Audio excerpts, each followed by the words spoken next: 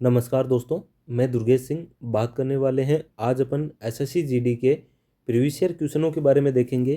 क्या क्या आपसे क्वेश्चन पूछे गए थे उसके बारे में हम चर्चा करेंगे। पूरी विस्तृत व्याख्या के साथ में चर्चा करने वाले हैं, तो जुड़े रहिए वीडियो के साथ में और लास्ट तक आपको पूरे सभी क्वेश्चन देखने भी हैं। चलिए शुरुआत करते हैं पहले क्वेश्चन के साथ में। स्क्रीन पर आपको पहला क्वेश्चन सभी को दिख भी रहा है, आसान क्वेश्चन है। चलिए पहला क्वेश्चन कह रहा है आवर्त सारणी के प्रथम आवर्त में कितने तत्व मौजूद हैं। तो भाई आवर्त सारणी के से संबंधित क्वेश्चन आपके फिक्स क्वेश्चन आ ही रहे हैं। और आवर्त सारणी के प्रथम आवर्त में सर आवर्त सारणी कैसी होती है उसी के बारे में अपन चर्चा करें। तो आप बोलो सर आवर्त सारणी है वो हमारी कैसी है, तो देखिए इस तरीके से दिखती है। तो आप बोलो सर बिल्कुल आवर्त सारणी है वो इसी तरीके से दिखती है। ठीक है। अच्छा आवर्त वर्ग कौन से होते हैं, तो आप बोलो सर ये जो सीधी लाइनें हो जाएगी ये तो हो जाएंगे वर्ग बन जाएंगे। क्या बन जाएंगे बताओ, इनको किस नाम से जाना जाता है आवर्त सारणी में। तो आप बोलोगे सर इनको तो कहा जाता है वर्ग। क्या कहा जाता है, ये आपको ऊपर से नीचे की ओर। और आवर्त क्या होते हैं, तो आप बोलोगे सर इस तरफ जो चलेंगे अपन वो हो जाएंगे आवर्त। ठीक है। अच्छा प्रथम आवर्त कहाँ पे होगा, तो आप बोलोगे सर प्रथम आवर्त के बारे में हम चर्चा करें तो यहाँ पे प्रथम आवर्त है। ठीक है, ये वाला प्रथम आवर्त ऊपर का। ठीक है, और ऊपर का यहाँ पे भी आवर्त रहेगा। अच्छा इसमें कितने तत्व मौजूद है, आपने कभी भी देखा होगा सर यहाँ पे तो हाइड्रोजन होता है, यहाँ पे हाइड्रोजन होता है और यहाँ पे क्या होता है हीलियम होता है। यहाँ पे क्या होता है हीलियम होता है। सभी को पता तो है ना ये, तो आप बोलो सर बिल्कुल पता है। यहाँ पे हाइड्रोजन होता है और यहाँ पे हीलियम होता है। ठीक है ना। कितने तत्व हैं, तो आप बोलो सर दो तत्व है। कितने तत्व हैं प्रथम आवर्त के अंदर, कितने तत्व हैं, तो आप बोलो सर दो तत्व हैं। ठीक है ना। चलिए अगले क्वेश्चन के बारे में देखते हैं। अगला क्वेश्चन है प्रकाश पादुकोण निम्नलिखित में से किस खेल के प्रसिद्ध खिलाड़ी थे। तो भाई प्रकाश पादुकोण है वो कौन से खेल से संबंधित है, ये आपसे क्वेश्चन पूछा गया है। इंपॉर्टेंट क्वेश्चन है, काफी बार एग्जाम में क्वेश्चन पूछा जाता है। बताइए प्रकाश पादुकोण का संबंध किससे है। तो प्रकाश पादुकोण का संबंध के बारे में हम बात करें तो बताइए कौन सा है, बैडमिंटन हो जाएगा। कौन सा हो जाएगा, बैडमिंटन हो जाएगा। ठीक है ना। चलिए अच्छा अब मुझे ये बताइए टेबल टेनिस का कोई एक अच्छा खिलाड़ी का नाम आपको याद है क्या। एक याद रखना टेबल टेनिस का, वेरी इंपॉर्टेंट है, काफी बार एग्जाम में क्वेश्चन पूछा भी जाता है। ठीक है ना। मनिका मनिका बत्रा के नाम से, किसके नाम से, तो बोलो सर मनिका बत्रा का संबंध किससे है। ये एग्जाम में पूछा जाता है कि बताओ मानिका बत्रा या मनिका बत्रा का नाम है, ये बताओ मनिका बत्रा है किससे संबंधित है। तो आप बोले सर ये है टेबल टेनिस से। और बैडमिंटन के बारे में हम बात करें तो एक आपको पता भी होगा सानिया नेहवाल, क्या नाम है, साइना नेहवाल है। ठीक है ना। तो साइना नेहवाल के बारे में हम चर्चा करें तो ये भी याद रखना किससे संबंधित है, बैडमिंटन से संबंधित हो जाएगा। ठीक है। चलिए अगले क्वेश्चन के बारे में देखते हैं। अगला क्वेश्चन है भारत में स्थायी बंदोबस्त की नीति में शुरुआत किया गया था। भारत में स्थायी बंदोबस्त व्यवस्था कौन सी व्यवस्था है, तो आप बोलिए सर भारत में स्थायी बंदोबस्त व्यवस्था बंगाल वाले क्षेत्र में, उस क्षेत्र के अंदर ये स्थायी बंदोबस्त व्यवस्था है वो प्रारंभ की गई थी। कब की गई थी, किसने प्रारंभ की, तो आप बोलोगे सर प्रारंभ की थी वो तो हमें पता है कानवालिस ने। किसने, कानवालिस ने की थी। इसी को जमींदारी व्यवस्था के नाम से भी जाना जाता है। कब की थी, 1793 ईस्वी। तो 1793 ईस्वी को स्थायी बंदोबस्त व्यवस्था है वो प्रारंभ होती है। ठीक है ना। चलिए अगले क्वेश्चन के बारे में देखते हैं। अगला क्वेश्चन है हमारा वाद यंत्र वादक शिव कुमार शर्मा का संबंध किस वाद यंत्र से है। तो भाई वाद यंत्र वादक है शिव कुमार, सीधा क्वेश्चन पूछा है। शिव कुमार का संबंध, शिव कुमार शर्मा का संबंध कौन सी वाद यंत्र से है। सर से शिव कुमार, से संतूर, मैंने पहले भी आपको बता रखा है ये क्वेश्चन।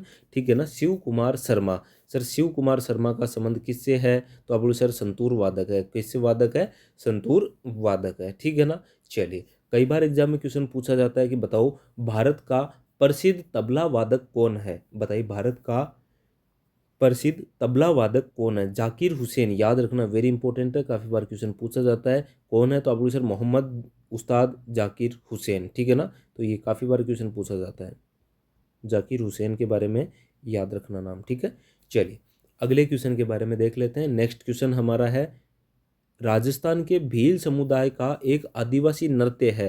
सर आदिवासी नृत्य के बारे में हम बात करें, राजस्थान में कौन सा, तो आप बोलो सर भील जनजाति। कौन सी जनजाति है, भील जनजाति है। भील जनजाति के काफ़ी यहाँ पे हम बात करें तो नृत्य हैं, उनमें से एक नृत्य कौन सा है सर, घूमर है। कौन सा हो जाएगा, घूमर।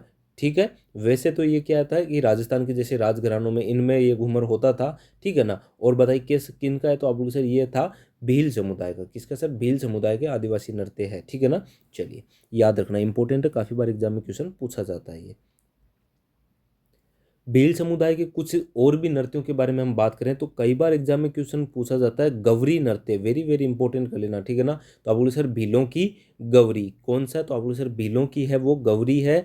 गैरों के युद्ध में कौन सा में, तो आप बोले सर गैर और गैरों के युद्ध में द्विचक्री घूमी, कैसे घूमी, तो आप बोले सर द्विचक्री घूमी, ठीक है ना, द्विचक्री घूमी। तो आप बोले सर ये क्या है, तो घूमी से हो जाएगा घूमर, ठीक है। गौरी से गौरी भीलों का है, गैर नृत्य भीलों का है, युद्ध नृत्य भीलों का है और द्विचक्री भी भीलों का है। तो भीलों के ये नृत्य याद रखना इंपॉर्टेंट है। भीलों की गौरी गैरों के युद्ध में द्विचक्री घूमी, ठीक है ना। तो इससे आपको भीलों के पूरे नृत्य भी याद हो जाएंगे, ठीक है। रासलीला कहाँ की है, तो आप बोलो सर रासलीला तो उत्तर प्रदेश की है। बिहू कहाँ का है, तो आप बोलो सर बिहू असम का है। और गरबा कहाँ का है, तो गरबा हो जाएगा गुजरात का। कहाँ का हो जाएगा? गुजरात का हो जाएगा, सभी को पता भी होगा। नेक्स्ट क्वेश्चन के बारे में देख लेते हैं।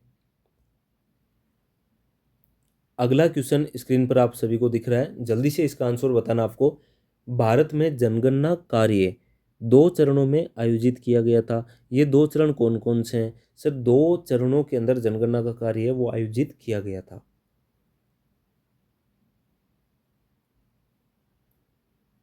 बताइए इसका आंसर।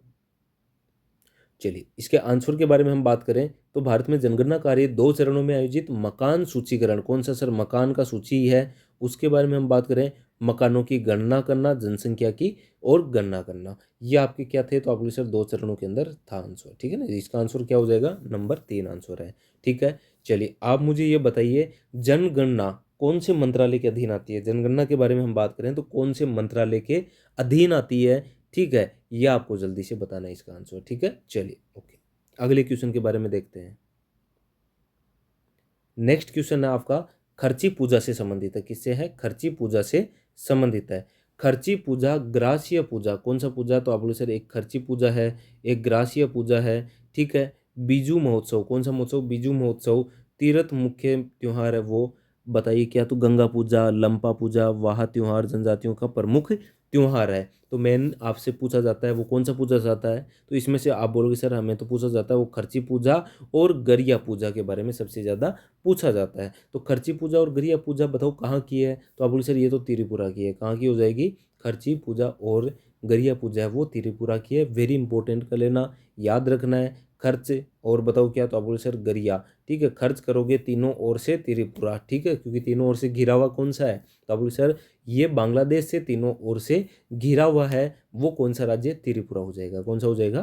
त्रिपुरा हो जाएगा, ठीक है ना। इंपॉर्टेंट कर लेना। अच्छा तेलंगाना का कोई आपको है प्रसिद्ध त्योहार के बारे में नाम याद है क्या? तो आप बोले सर तेलंगाना के बारे में हम बात करें, तेलंगाना का बताइए जल्दी से कौन सा हो सकता है? जल्दी से बताइए इसका आंसर। तेलंगाना का प्रसिद्ध त्योहार कौन सा है?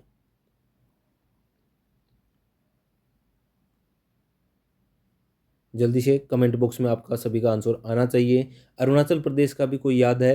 तमिलनाडु का, तमिलनाडु का तो सर पोंगल है। तमिलनाडु का कौन सा हो जाएगा? तमिलनाडु का हो जाएगा पोंगल। कौन सा हो जाएगा?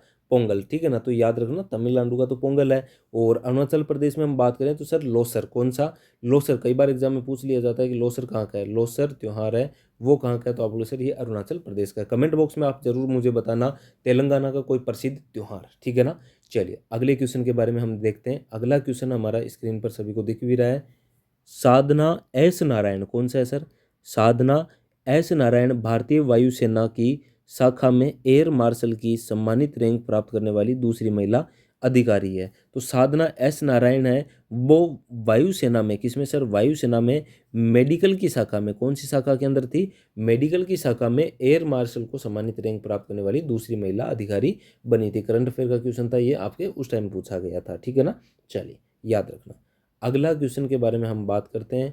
अगला क्वेश्चन है आपका कार्तिकेयन मुरली का संबंध निम्न में से किस खेल से संबंधित है? कार्तिकेयन मुरली है यह आपके कौन से खेल से संबंधित है, इसके बारे में आपको बताना है। जल्दी से बता दीजिए इसका आंसर। आसान क्वेश्चन है, ठीक है। कार्तिकेयन मुरली। चलिए तब तक आप मुझे ये बताइए शतरंज का खिलाड़ी आपको याद है? शतरंज का खिलाड़ी कौन? तो आपको सर विश्वनाथ आनंद। क्या नाम है बताइए? विश्वनाथ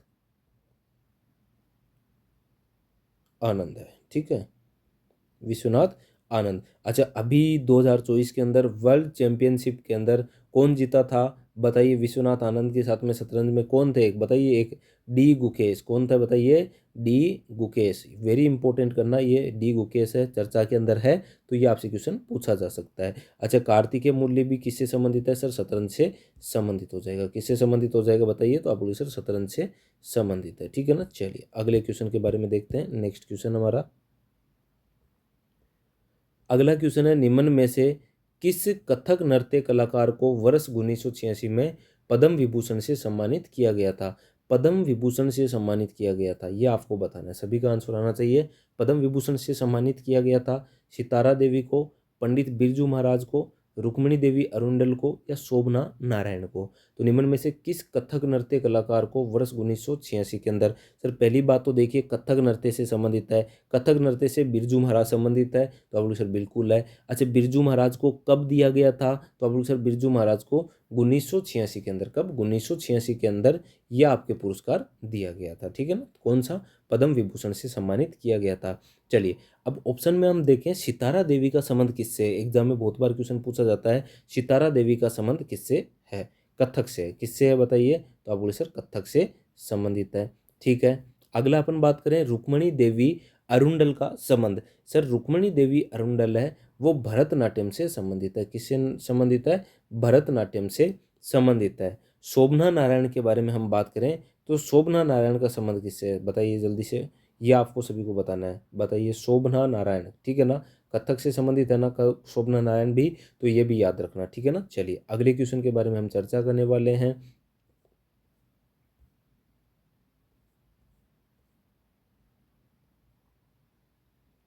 नेक्स्ट क्वेश्चन, पंचवर्षीय योजनाएं आयोग नामक निकाय द्वारा तैयार, कार्यान्वित और विनियमित की जाती है।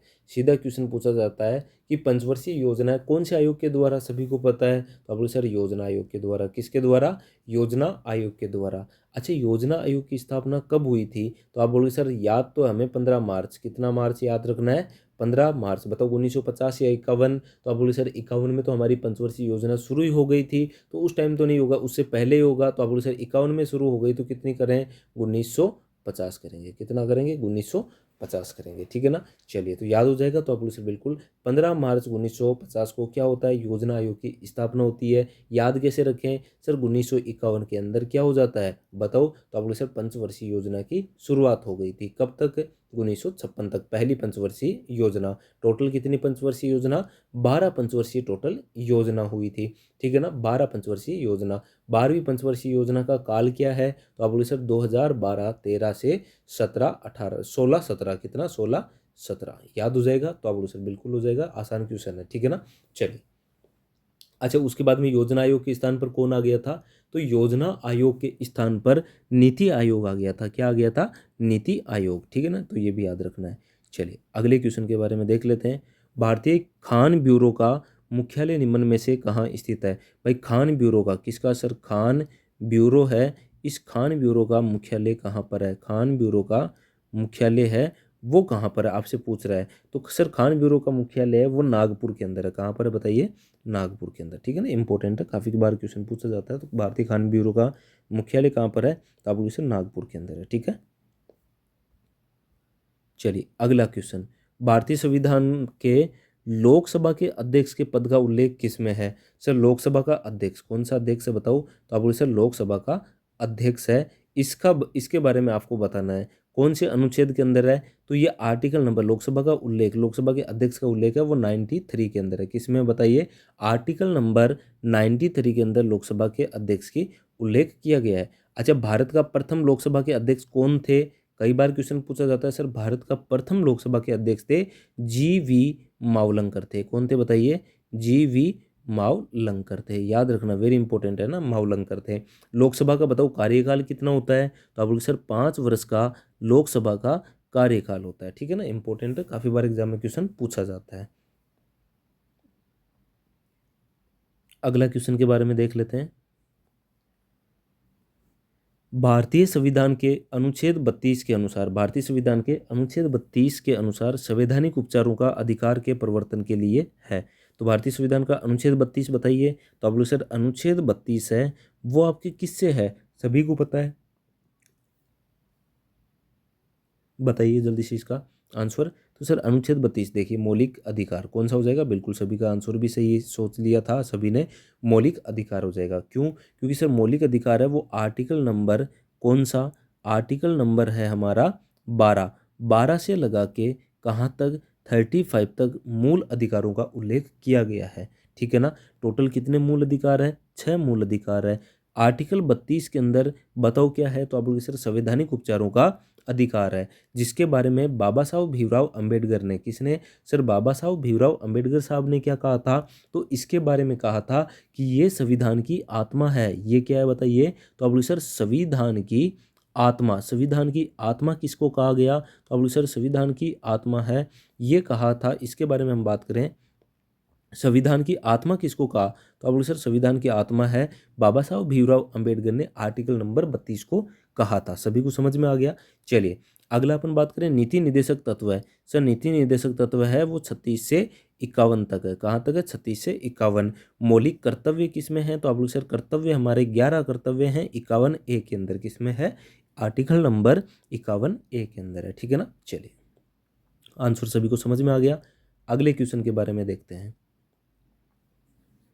ऋण ग्रहण करने को छोड़कर सरकार के कुल व्यय और कुल प्राप्तियों के बीच का अंतर है।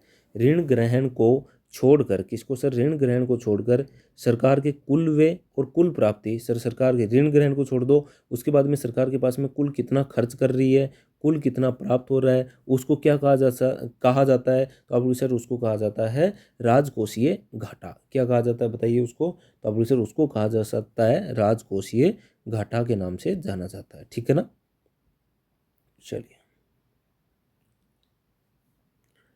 अगला क्वेश्चन है, भारत में सातवां वंश का संस्थापक निम्न में से कौन था।